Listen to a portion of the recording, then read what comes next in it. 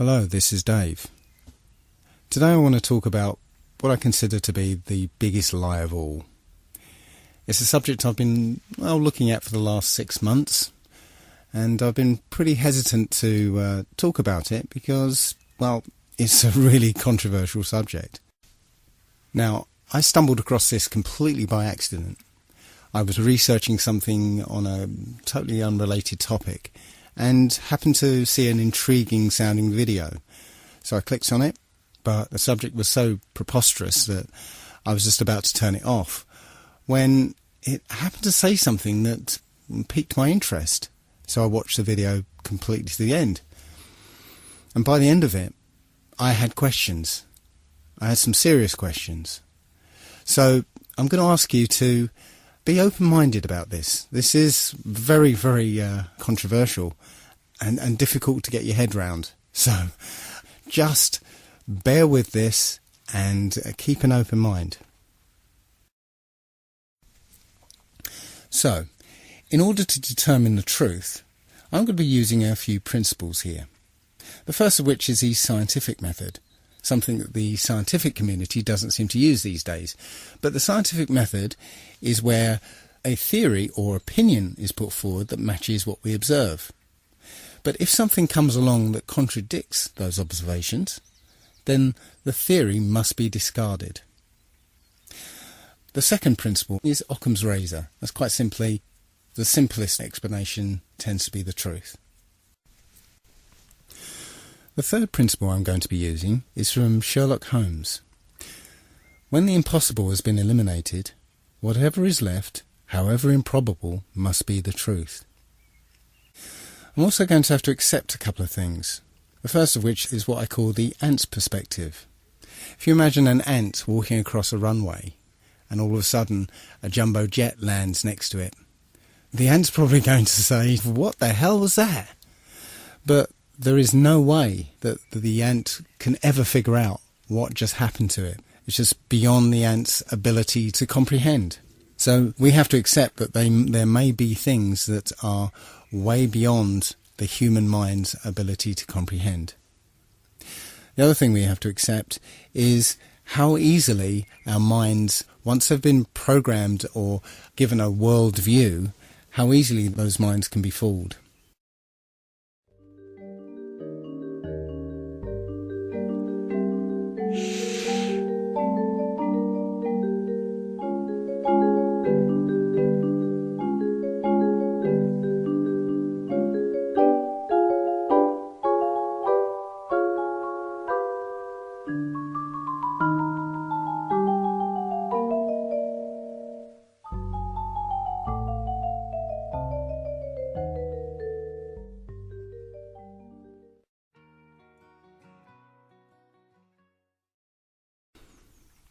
You started watching that video with a certain worldview. After all, you know what a room looks like. But those preconceptions caused you to ignore some of the subtle cues that would have given the game away, such as the black rectangle underneath the chair, or the difference in colour between the cups, or even the strange angles of the picture on the wall. You believed a visual lie because your worldview was so powerful that it blinded you to any evidence that contradicted it. The other thing I'd like to mention at this point is how easily we can be fooled by two-dimensional imagery. We've been trained and conditioned to suspend disbelief when we see certain two-dimensional imagery, such as photographs. A photograph is not reality. It's a photograph. And photographs can be altered and manipulated. Video is not reality. And here's some examples of that.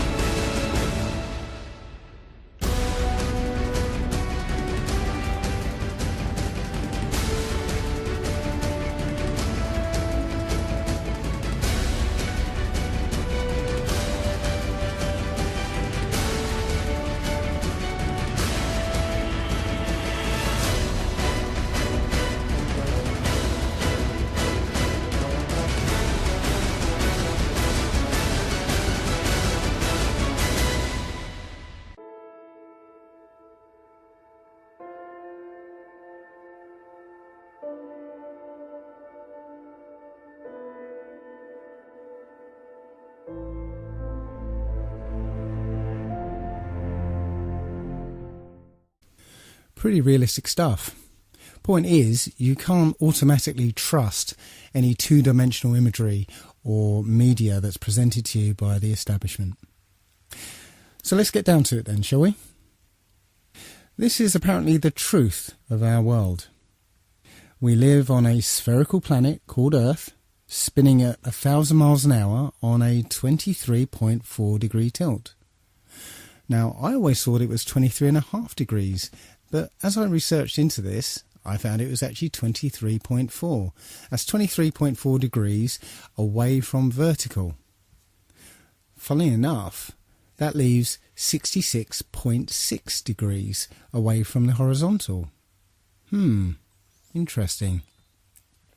So anyway, we're orbiting an ordinary star that is apparently 93 million miles away. The Sun itself is embedded in a galaxy of 100 billion stars, and that galaxy is one of trillions and trillions in an infinite and expanding void. And in the midst of that void, we are just an insignificant and unimportant microbe that arrived here by accident, that's crawling around on this speck of dust. Now, I know what you're thinking. Oh dear, he's turned into one of those flat earther people. But if you've ever discovered the truth behind all those things that have been labelled as conspiracy theories, you've been willing to set aside your preconceptions of the world to be able to accept a new and often terrifying version. This is no different, so please bear with me. The first thing that people will automatically say is, of course we live on a spherical Earth. We've got the photographic evidence, don't we? Well, strangely enough, when you try and search for a picture of Earth from space, you'll find surprisingly few of them. In fact, all of them, including this one, this is from NASA, it's called the Big Blue Marble. All of them are composites. NASA will freely admit to them being composite images or CGI or Photoshop. There's only one image that NASA will claim was shot from space, and it's this one. It's apparently shot from Apollo 17. But all of these images have problems. First of all, the scientist will tell you that because the Earth is spinning, centrifugal forces will force the equator to bulge out as it's spinning. So the Earth is more of an oblate spheroid. But, funnily enough, all the images from space, supposedly, are perfect spheres. Also, one thing I noticed is that the colours of continents and the sea itself, they're very vivid. Now, when you look at anything at a distance, maybe if you look at some hills at the distance of 3 or 4 miles, you'll see that the colours are kind of washed out somewhat because of the atmosphere. If you see mountains further off in the distance, the dark colours are washed out even more because of the influence of the atmosphere. So how can it be that you get these very vivid, striking colours through miles of atmosphere? I can't explain it. The other strange thing about this supposed shot of Earth from space is that the continents actually appear to match the Mercator map rather than the Peters projection map. Now, if you don't know the difference, here's a little video to explain it. Should we begin? Yes. Plain and simple, we'd like President Bartlett to aggressively support legislation that would make it mandatory for every public school in America to teach geography using the Peters projection map instead of the traditional Mercator. Give me $200 and it's done. Really? No. Why are we changing maps? Because, CJ, the Mercator projection has fostered European imperialist attitudes for centuries and created an ethnic bias against the Third World. Really? The German cartographer, Mercator, originally designed this map in 1569 as a navigational tool for European sailors. The map enlarges areas at the poles to create straight lines of constant bearing or geographic direction. So it makes it easier to cross an ocean. But Yes. It distorts the relative size of nations and continents. Are you saying the map is wrong? Oh dear, yes. Look at Greenland. Okay. Now look at Africa. Okay. The two land masses appear to be roughly the same size. Yes. Would it blow your mind if I told you that Africa is in reality 14 times larger? Yes? Here we have Europe, drawn considerably larger than South America. When it's 6.9 million square miles, South America is almost double the size of Europe's 3.8 million. Alaska appears 3 times as large as Mexico, when Mexico is larger by 0.1 million square miles. Germany appears in the middle of the map when it's in the northernmost quarter of the Earth. Wait. Relative size is one thing, but you're telling me that Germany isn't where we think it is? Nothing's where you think it is. Where is it? I'm glad you asked. The Peters projection. It has fidelity of axis. Fidelity of position. East-west lines are parallel and intersect north-south axes at right angles. What the hell is that? It's where you've been living this whole time. Should we continue? Uh-huh.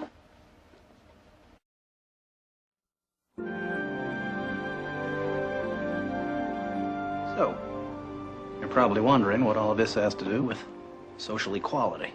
No, I'm wondering where France really is. Guys, we want to thank you very much for coming in. Hang on. We're going to finish this. Okay. What do maps have to do with social equality, you ask? She asked.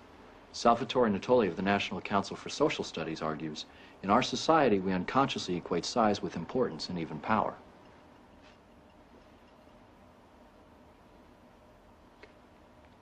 I'm going to check in on Tobin. Go. These guys find Brigadoon on that map. You'll call me, right? Probably not. Okay. When third world countries are misrepresented, they're likely to be valued less. When Mercator maps exaggerate the importance of Western civilization, when the top of the map is given to the Northern Hemisphere and the bottom is given to the Southern, then people will tend to adopt top and bottom attitudes. But wait, where else could you put the Northern Hemisphere but on the top? On the bottom. How? Like this. Yeah, but you can't do that. Why not? Because it's freaking me out. So the Mercator map was designed as a navigational aid, but the Peters projection map is a more accurate rendering of what the continents look like. So why then do all the images of Earth from space show the Mercator map? I guess that's because that's what we're used to. Even the one image that is claimed to be an actual photograph of Earth from space is called into question, simply because of a film that was released accidentally by NASA of Apollo 11 faking the very first picture of Earth from space. So let's have a look at that video. An old reel received by mistake. It contains the raw or unedited footage of the crew of Apollo 11, Michael Collins, Edwin Aldrin Jr. and Neil Armstrong, staging part of their mission for nearly an hour in living color, with exceptionally clear behind-the-scenes audio of conversations discussing the techniques used to achieve a disingenuous picture depicting the Earth at a distance, in order to falsely demonstrate their far journey from it and their ability to survive passing through the Van Allen radiation belts. It cannot be misconstrued that this staging was done for some other reason, for the reel itself is slated and dated July 18th, 19th and 20th, 1969, the very days of the mission when they were said to be approaching and achieving lunar orbit. Understand, too, that only about 20 seconds of this raw footage was ever broadcast to the public, and these conversations discussing their deception were believed to be private. Until now. Here they discuss that these television transmissions were in fact not broadcast live as everyone believed. They were first screened and edited for playback later. Roger, Neil. We just wanted a narrative such that we can, when we get to playback, we can sort of correlate what we're so much. Here they discuss the fact that they have turned out the lights and have blocked out sunlight from entering the spacecraft through the other windows, as to not cause any reflected light to fall onto the spacecraft's wall in the foreground. Okay, very good. Well, shut out the sun coming in some of the other windows into the spacecraft, so it's looking through the number one window, and there isn't any reflected light. The reason this was done is so that the truth of the matter would not be revealed. It is this. Though the federal government would have you believe that this is a view of Earth from a distance out of the spacecraft's window as it nears the moon, it is not. What they have ingeniously done is placed the camera at the back of the spacecraft and centered the lens on a circular window in the foreground, outside of which it is completely filled with the Earth in low orbit. The circumference of the window then appears to be the diameter of the Earth at a distance, with the darkened walls of the spacecraft appearing to be the blackness of space around it. That is why they wanted the interior dark and blocked out the sun from any other windows. Here you can see the extruded window, probably 2 inches thick at the bottom. This is because the Earth's shine is coming in at a downward angle. It also causes the Earth to appear to be an irregularly shaped circle, for you are seeing the outside of the window at the bottom and the inside of the window at the top, which together form 2 different sized halves of a circle. Subsequently, this take was never used. As they perfected the shot, a crescent-shaped piece of black material was inset slightly into the window to create the illusion of the Earth's terminator line dividing night and day. It is uncannily convincing. During this segment, intended to be edited and played back later for the worldwide television audience, dated July 18, 1969, Neil Armstrong condemns himself as he states that he is 130,000 miles out, or halfway to the moon, as the NASA flight log also states on this date, when he is in reality in low Earth orbit of a few hundred miles. Roger, Houston, Apollo 11. Calling in from about 130,000 miles out. Here, during another segment, also intended to air after review, Neil Armstrong falsely explains to the viewers how the shot is attained by putting the camera's lens to the window's glass, as it would have to be if they were the claimed distance away from the Earth. We only have one window that has a view of the Earth, and it's filled up with a TV camera. If the window was completely filled up with a TV camera, as he stated, then an astronaut's arm would not be able to get between the camera and the window, as it obviously does here in this outtake. South America becomes invisible just off beyond the Terminator or inside the shadow. You can also notice how the astronaut operating the camera reacted to the mistake by attempting to pan away from it. Blue cast. See white bands of major cloud formations across the Earth. And This is a segment that they believed wasn't even being recorded, much less suitable for broadcast, for the lens was being zoomed out and the scene was being changed to that of an interior of the astronauts at work, and apparently the stop button popped back up on the recorder without notice. Here is the diffused work light that they used to see camera controls, but not throw light onto the spacecraft's wall. Here they remove part of the crescent insert.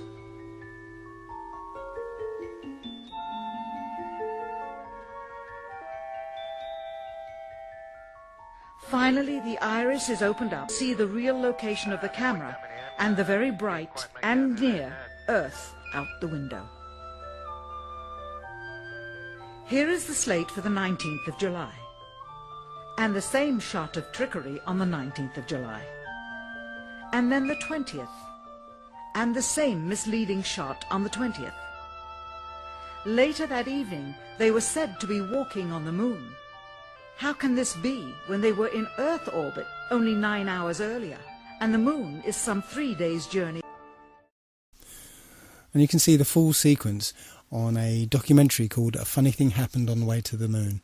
That's one that I highly recommend you have a look at. But as for photographic evidence of a globe Earth, nope, it doesn't exist. Now let's take a look at Earth's supposed curvature. Many people point to Felix Baumgartner's recent record-breaking freefall jump and point to this picture in particular.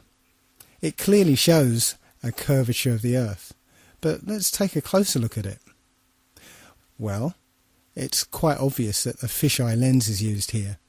If you look at the shape of the capsule itself, those are usually built with fairly straight lines, and you can see the lines are very curved on the edge of this capsule. He took off from New Mexico, and the surface of the Earth looks like, well, it's one big large landmass, and that's New Mexico. I didn't realise that New Mexico took up so much of the Earth. It's clearly a fisheye lens. We know intuitively, if we stand on a beach with a panoramic view, that the sea is flat. It's flat at sea level, it's flat from the top of Mount Everest, it's flat from over 20 miles high. I got this image from another YouTuber. I can't remember the guy's name, but he's the one who goes, "Where is the curvature? Where? But it's a picture of the New York City skyline from over 40 miles away. He says it's 60 miles away, but I measured it on Google Earth, it's 40 miles away. The reason I added this one is because I used to live halfway between Bear Mountain and New York City, and from North Route 17 I was clearly able to see the New York City skyline from about 20 miles away. From 40 miles away, the New York City skyline should have been about 1,000 feet below the horizon. And that neatly leads me into the horizon problem. No matter where you are above the surface of the Earth, the horizon always rises to your eye level. Doesn't matter if you're standing on a beach, or up a hill, or in a plane at 35,000 feet. The horizon is always at eye level. Well, that would be impossible on a spherical Earth, because the Earth would curve away from you, and so it would always appear below you. As on this diagram, the expected horizon would be below you, but that's not what we see. When you look out of a plane window, you always see the horizon at eye level. And it doesn't matter how big you make the Earth below the plane, the horizon would always appear below you. In 240 BC, a Jesuit named Eratosthenes, my apologies to any ancient Greeks among you, he calculated the Earth's circumference.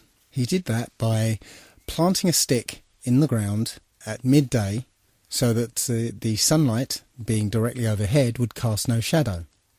Simultaneously, about 400 miles away, somebody else planted the stick in the same way and found that the sunlight cast a shadow.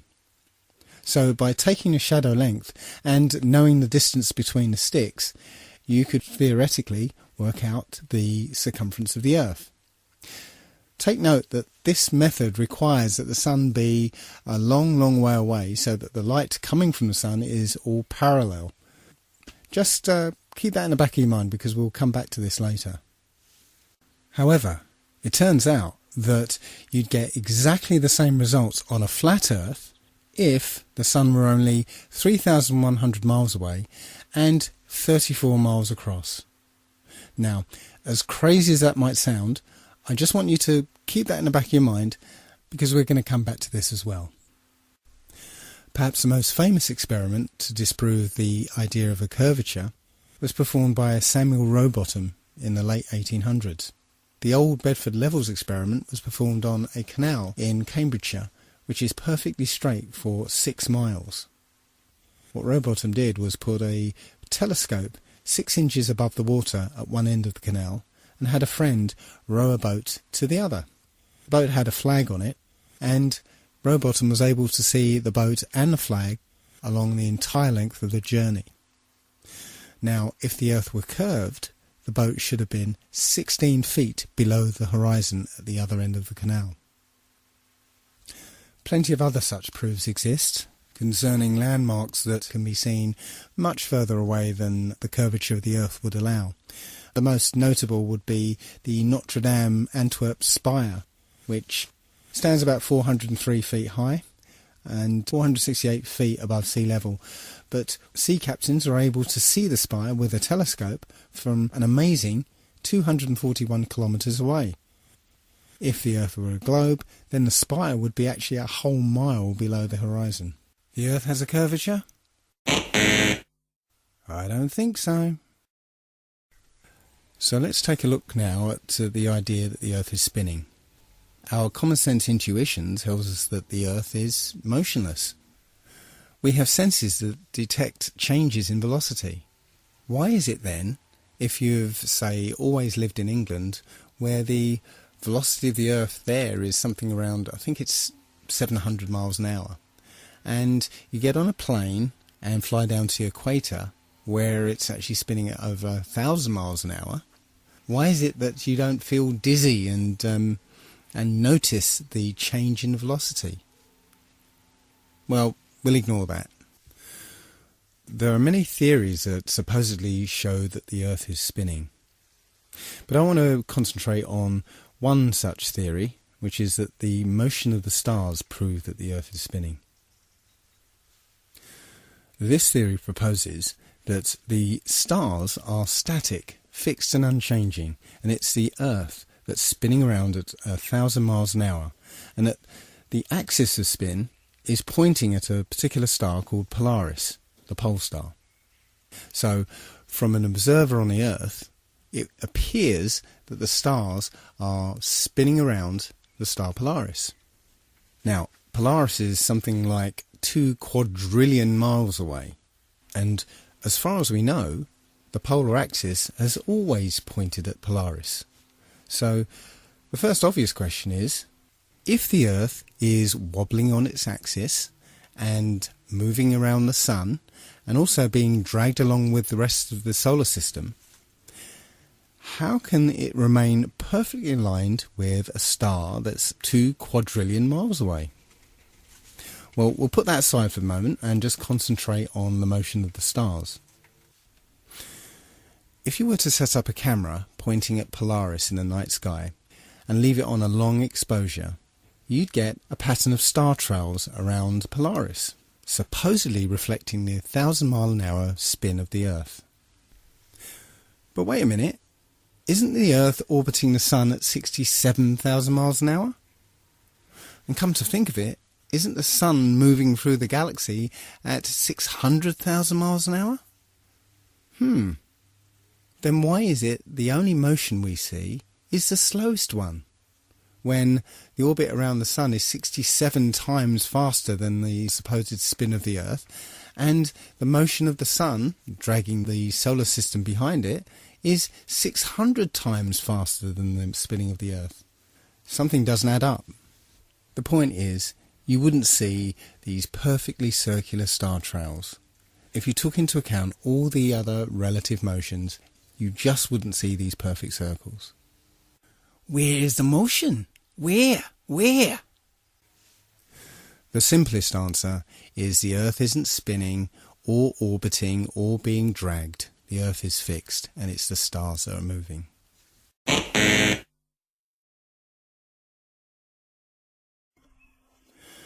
So now let's turn our attention to the Sun. What do you think is wrong with this picture? Any idea? Well, take a look at the angle of the rays. If the Sun was 93 million miles away, as I show in this diagram, well, actually, I can't really show 93 million miles to scale here, because if it was, the Earth would be probably in the next town. Point is that at that kind of distance, all the light rays from the Sun would be parallel near enough. And, if you recall, Eratosthenes' calculation of the circumference of the Earth actually depends on the light being parallel from the Sun. So, when the light shines through broken cloud, it would hit the ground parallel, rather than at this kind of angle. So, if you're able to measure the angle of these sun rays, you can basically, with a bit of simple geometry, figure out exactly how high the Sun is. And that turns out to be about 3,100 miles. And if you were going to try and hide this information, that the Sun is actually very close, perhaps you'd encode it in a symbol. Does this look familiar? There are quite a few videos like this one where people send up their video cameras on weather balloons. One thing to note is where you can see a hot spot on the clouds directly under the sun, like here. You see it? Directly under the sun is a hot spot. Now, that would be impossible if the sun was 93 million miles away. But also note how the sun appears to move with the Earth. As the camera rocks about, you'll see the sun moving around with the Earth. Now again, if the sun was 93 million miles away, you wouldn't see that. Just like if you were on a speeding train, the trees next to the track will whiz past you, but the mountains in the distance would, well, they'd hardly move. And if the sun was behind those mountains, the sun wouldn't move at all. So just like in this diagram, you can see there's a sun a long, long way off and a sun that's directly above the kind of landscape. And as the camera is simulated to move here, you can see that the closer sun is moving with the simulated Earth here. But the one further away moves as if it was further away. You can see it hardly moves in relation to the Earth. Again, that's not what we see in these videos. The sun appears to be directly above the flat Earth. In the flat Earth model, the sun rotates around us and only appears to rise and set because of the way our vision works. We see in perspective. That is, the horizon is at our eye level, and as things recede from us, they tend to converge to the centre of that horizon line, to a place that's known as the vanishing point. Just as if you were standing at the end of a very long corridor, you would see that the walls would appear to converge. The floor would appear to rise up to meet the horizon, and the ceiling would also appear to move downwards.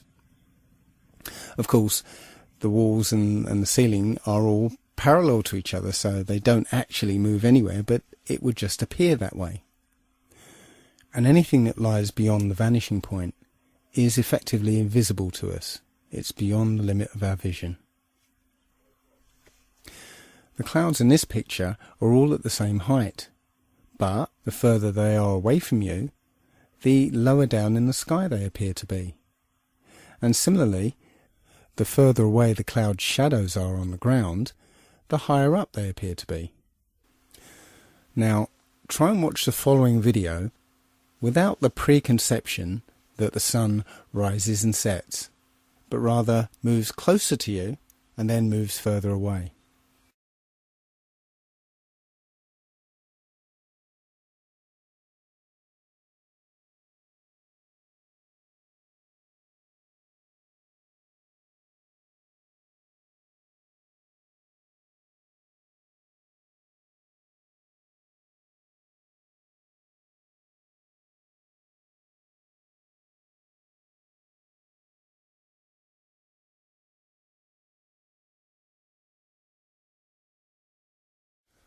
I'm afraid I can no longer take the idea that the sun is 93 million miles away very seriously at all.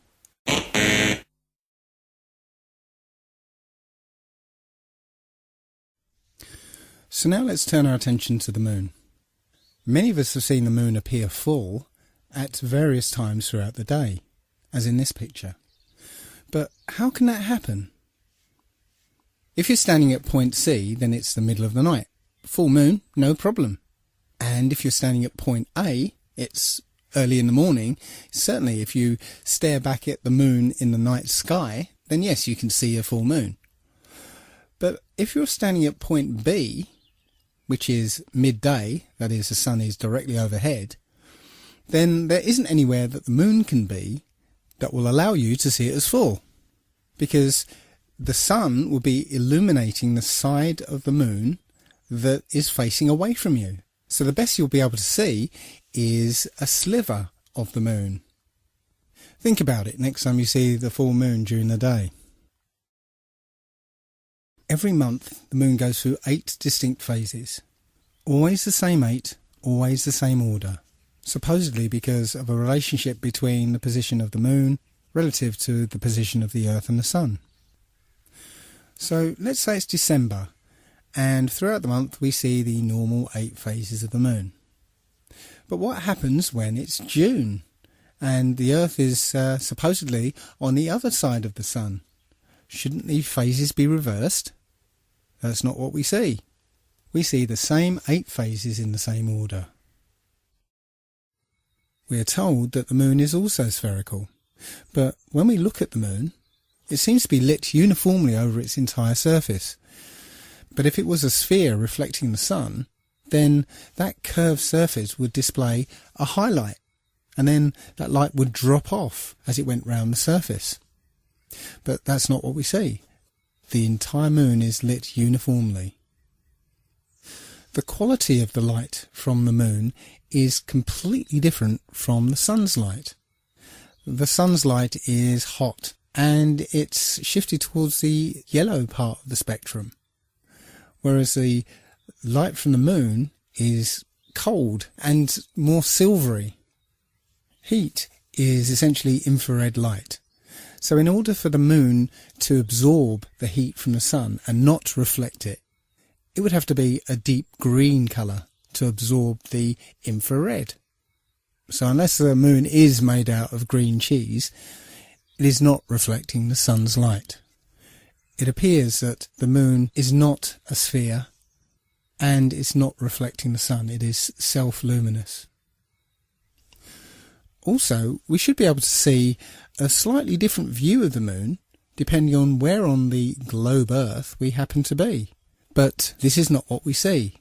It doesn't matter where we are on Earth, we always seem to see the same view of the moon. Now, my friend Nolan pointed out that this is obviously a very exaggerated picture. The moon is supposedly 30 Earth diameters away from the Earth itself. But even so, that difference in position should give you a slight difference from point A to point B. But again, that's not what we see. So apparently the moon is 238,000 miles away. But if you just put that aside for a second and just look at the moon, perhaps you'll notice this. In this example, only the clouds close to the moon are lit up, not the clouds further away. That indicates that the moon is much, much closer than we've been told. Because if the moon were 238,000 miles away, then all the clouds should be illuminated, not just the ones closest to it. And here's an example of a schoolboy mistake. This is a famous picture from Apollo 8, which is entitled Earthrise. It was taken from above the moon's surface, looking back at the Earth. The only problem is, the Earth appears the same size as the moon appears from the Earth. But the Earth is 4 times the size of the moon. So it should have looked like this. Somebody screwed up. Now, there will be some people who still think we went to the moon.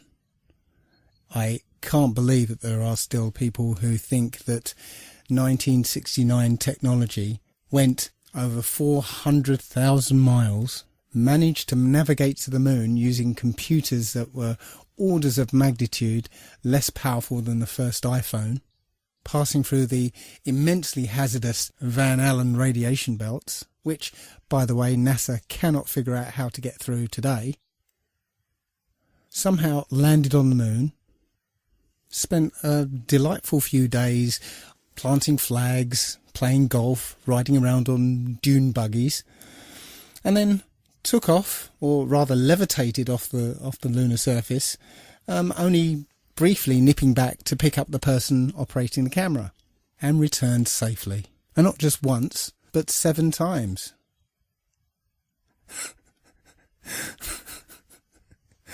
It's a fantasy. The whole thing is a fantasy. Everything you saw supposedly on the moon was in a soundstage using Stanley Kubrick's perfected front projection technology. And I'm not going to spend much time. There's plenty of evidence to show that it was completely faked. It was complete fantasy.